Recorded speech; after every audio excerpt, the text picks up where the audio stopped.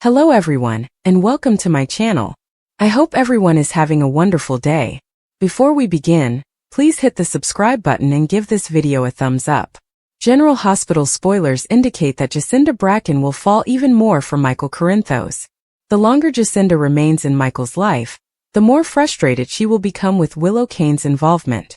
Michael will continue to be clever in his interactions with Willow, so he will quietly control events and try to shift things in his favor. Although Michael hopes Willow gets her comeuppance, he will not be in a rush. Michael will be content to let it all play out, assuming Willow's collapse will occur sooner or later. Jacinda, on the other hand, will become frustrated with Willow and will not approve of Michael's patient approach. Summer preview leaks suggest that Jacinda will be keen to expedite Willow's demise. As a result, it appears that Jacinda will assume leadership and carry out some type of scheme against Willow. Jacinda seemed to be preparing to show off her nasty side and demonstrate her willingness to get dirty if necessary. Although Brooklyn Quartermaine devised her own conspiracy to discredit Willow, her effort to accuse Congresswoman Kane for abandoning the scene of Jordan Ashford's crash would ultimately fail. That's probably going to fuel Jacinda's urge to pursue Willow even more. Willow continually wiggles out of tight positions, but Jacinda may try to create some from which Willow cannot escape. It will be interesting to see how far the GH writers take Jacinda's scheme. Michael has a habit of falling for women who eventually go off the rails. Will Jacinda be one of them? Regardless, Jacinda will target Willow and try to push her out of Michael's orbit, so keep tuned to see what tricks she has up her sleeve. According to General Hospital spoilers, if Jacinda has anything to say about it, Willow may be in for some bad news. Jacinda Bracken stood at the edge of the Quartermaine mansion's enormous garden, her fingers tight on the stem of a wine glass, while the evening breeze carried laughter from inside the house. Michael Corinthos stood nearby, attractive as always, his arm brushing against hers, sending unexpected sparks through her. Their relationship began as a strategic alliance. Michael needed a buffer against Willow's growing erratic behavior, while Jacinda had her own motives for wanting to integrate herself into the powerful Corinthos and Quartermaine families. But now lines have blurred. What started out as a measured maneuver quickly escalated into something considerably more deadly and intimate. And at the center of it all was Willow Tate, the lady who refused to fade into the background. Willow had once been the epitome of innocence, a former nurse turned surrogate mother caught up in the web of Port Charles's elite. However, sadness, betrayal, and custody fights had transformed her into something sharper, more vindictive. Michael had been fighting for full custody of their children, citing Willow's instability, links to dangerous persons, and recent decisions that harm the children. Jacinda's entrance had simply stoked the flames. Willow saw her not only as a romantic competitor, but as a threat to her entire existence. The confrontation had been developing for weeks. Jacinda overheard whispers, Willow delving into her past, questioning her abrupt entrance in town, even implying connections to old cults or sinister people from dawn-of-day remnants. Jacinda's past was not without flaws. She had overcome adversity, which had made her resilient if not vicious. And now, that cruelty was rising to the surface. Michael's girlfriend was about to go crazy, and Willow was right in her crosshairs. It appeared to start innocently enough. Jacinda had been spending more time in the mansion, assisting Michael with the legal complexities of the custody issue. She was the ideal supporting partner, attending family dinners and engaging with the kids in ways that made Willow seethe from a distance. But behind closed doors, Jacinda's mind was racing with darker ideas. She unearthed documents, previous messages, and relationships that may portray Willow as unfit. If Michael's girlfriend went wild, she would do so with measured precision, with the intent to destroy. Willow confronted her one afternoon at Metro Court. The hotel lobby was alive with the usual Port Charles energy. Business dealings, whispered scandals, but tension between the two women was like lightning before a storm. Willow's eyes, once soft and empathetic, were now filled with accusing. Do you think you can just walk into my children's lives and replace me? Michael is using you, Jacinda. And when he's finished, he'll dismiss you like everyone else. Jacinda placed down her coffee, her posture straight, a little grin on her lips that didn't reach her eyes.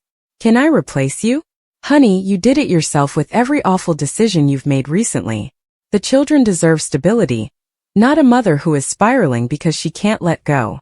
Her comments were cutting, tinged with the dark edge that had been rising inside her. Jacinda wasn't just defending her stance. She was looking for weaknesses and gathering ammunition. Willow moved closer, her voice lowering to a hiss. "Stay away from them. I won't warn you again." The encounter shocked both women. Willow rushed away, her mind already planning her next move. Possibly leaking information to the press or manipulating Drew Kane, who had his own convoluted relationships. But Jacinda felt a thrill. This was power. This was the game she had been hoping to play. Michael observed a shift in Jacinda almost immediately. That evening, as they sat quietly on the balcony overlooking the harbor, he drew her close. "Are you okay? I heard Willow approach you again." His worry was genuine, but Jacinda could see the calculation behind it. He needed her to distract Willow while his lawyers prepared the case. "I can handle her," Jacinda said, trailing her fingers along the neck of his shirt. However, her inner thoughts became darker. She had begun to delve deeper into Willow's life, uncovering old medical records from her nursing days, as well as connections to Shiloh and the Dawn of Day sect, which lingered like ghosts. Jacinda's own experience included encounters with similar tactics, and she wondered if she could exploit that shared history against her competitor. A frightening new storyline was forming, in which Jacinda not only competed, but also gradually undermined Willow's credibility. The escalation came quickly. Jacinda began small, with anonymous tips to social services about Willow's unusual schedule, which raised concerns among common acquaintances such as Nina Reeves, who shared a troubled parental past with Willow. However, it quickly became wilder.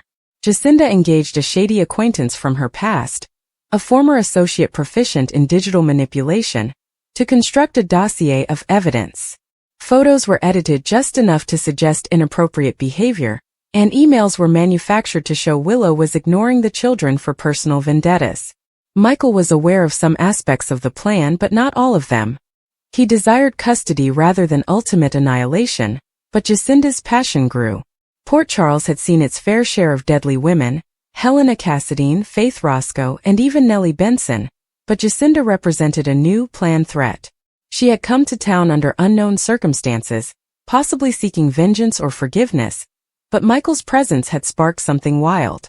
Late evenings saw her pacing her apartment, repeating fights with Willow, her mind spinning complicated webs. She then targeted Willow's support system. Willow's potential romantic interest, Chase, has gotten subtle warnings about her volatility. Brooklyn Quartermain, the family protector, found herself rethinking friendships after Jacinda made carefully planned revelations. Willow, sensing the walls closing in, fought back with equal ferocity. She ambushed Michael in his office, asking that Jacinda be barred from seeing the children. "She is dangerous, Michael. There is something strange about her, something ominous." Michael, conflicted between his burgeoning affections for Jacinda and his protective impulses as a father, attempted to de-escalate the situation. But the harm had been done. The heated disagreement spilled out into the open, with Michael strolling in on the two ladies arguing verbally in a public park, voices up and accusations flying. "Enough!" Michael exclaimed, moving himself between them. His gaze shifted to Jacinda, searching for answers. She met his stare calmly, but a glint of something wild, unrestrained ambition pierced through. Later, alone with him, Jacinda revealed bits of her scheme. "She is unstable, Michael. I'm just making sure the truth gets out. For the children. For us." Despite the upheaval, their bond grew stronger. What began as a ruse had turned passionate, with clandestine kisses and late-night strategy discussions that blurred into intimacy. Jacinda's fingers lingered longer, and her whispers were more possessive. But the dark undercurrent persisted. She had discovered potential connections between Willow and prior threats, possibly evidence of manipulation in previous custody cases or hidden financial issues. One bombshell revelation was a tape discussion in which Willow aired her displeasure in terms that could be interpreted into threats. As the detention hearing approached, tensions rose. Willow, desperate, made a daring move. She confronted Jacinda at the hospital, where the latter was volunteering to help her image as a compassionate person. The screaming brawl rang through the corridors. "You're going wild because you know you don't belong here," Willow said. "Michael will see through you." Jacinda chuckled quietly, chillingly. "I am not the one losing everything, Willow. Your house of cards is crumbling. Those kids will be better off without your drama. The words struck deep, pushing Willow to the edge. She had already lost so much: her husband, her security, and portions of her soul during the unending Port Charles conflicts. Jacinda's attack seemed personal, cutting to the heart of her identity as a mother. Behind the scenes, more powerful forces were at work. Sonny Corinthos regarded his son's new girlfriend with caution, feeling danger. Carly, ever protective, went into Jacinda's past, unearthing links that suggested she was more than just a romantic interest, but perhaps someone with a vendetta against the Quartermaines or even the Cassidines. Drew Kane, who was involved with Willow, offered her support, but his own problems complicated things. The entire town seems poised for another dramatic chapter. Jacinda's wild side was fully out on a stormy night at the lake house. She had duped Willow into coming there on the guise of a mediated conversation regarding the children, but it was all a ruse. As rain pelted the windows, Jacinda unveiled her dossier, the accumulated material intended to bury Willow in court. "You targeted me first," Jacinda remarked, her voice level but her eyes bright. "Coming after Michael's life, attempting to poison the children against me. Now it's my turn." Willow fought back, physically seizing the files as thunder rumbled. The fight represented their entire war. Two women competing for a position in Michael's world and the children's destiny. Michael came just in time to separate them, but the harm was irrevocable.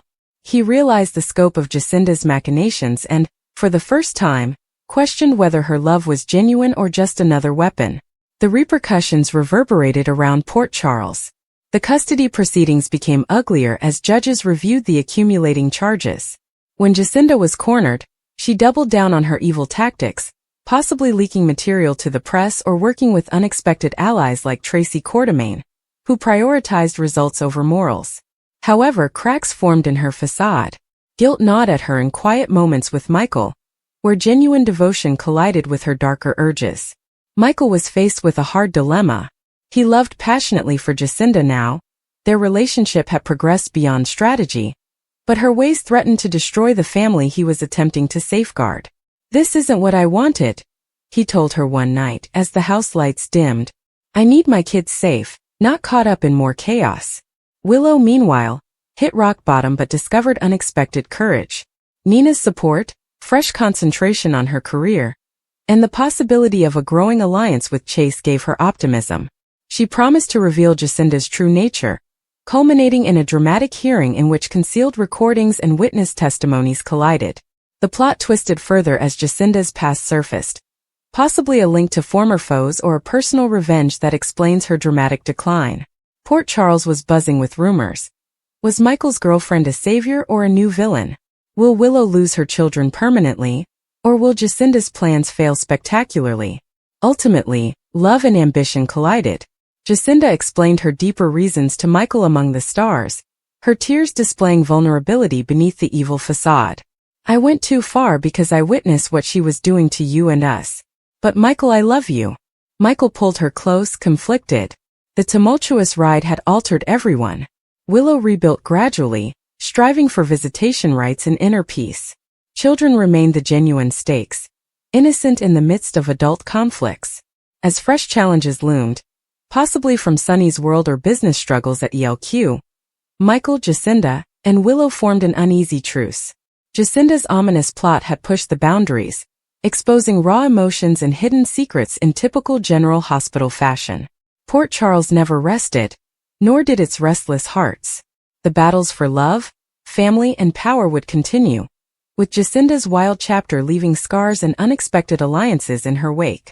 However, in the silent hours, Jacinda pondered if redemption was possible, or if the darkness she had accepted would consume her next.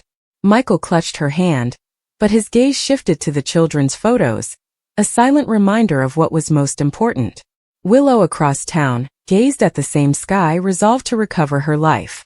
The diabolical games had only just begun, promising more drama, heartbreak, and devastating disclosures in the days to come. Anonymous threats were becoming more regular, and she refused to overlook another warning sign. Later that evening, security footage showed someone wearing a hood delivering the gift just before fleeing into traffic. The face stayed hidden. Jacinda watched the probe from a distance. Exactly as planned. The anonymous note wasn't meant to scare Willow for good. This was simply the beginning. Her genuine goal was to convince everyone that Willow was becoming emotionally unstable. If enough suspicious occurrences occurred, people would eventually question Willow's judgment rather than trust her. Jacinda arranged for flowers to be delivered in Michael's name. Willow never got them. Instead, they showed up at Michael's new girlfriend's apartment. The misunderstanding resulted in another uncomfortable confrontation. Michael insisted he didn't send anything. His girlfriend believed him. Willow couldn't ignore the coincidence. Soon after, fraudulent social media messages began to circulate. Some believed Willow was threatening Michael's new romance. Others speculated that she had been surreptitiously following the couple. None of this was true. Unfortunately, lies travel faster than facts. Nina grew enraged after reading the rumors. She faced Willow immediately. "Tell me none of this is real." "It isn't." "Then someone wants everyone against you," Willow said. "I know." Nina pledged to find out who was to blame. Meanwhile, Michael observed that strangers photographed him every time he left work. The same people tended to vanish once security arrived. He eventually acknowledged Carly's warning. Someone wasn't just watching Willow anymore. Someone was keeping track of everyone who was related to her. Jason quietly started his own research.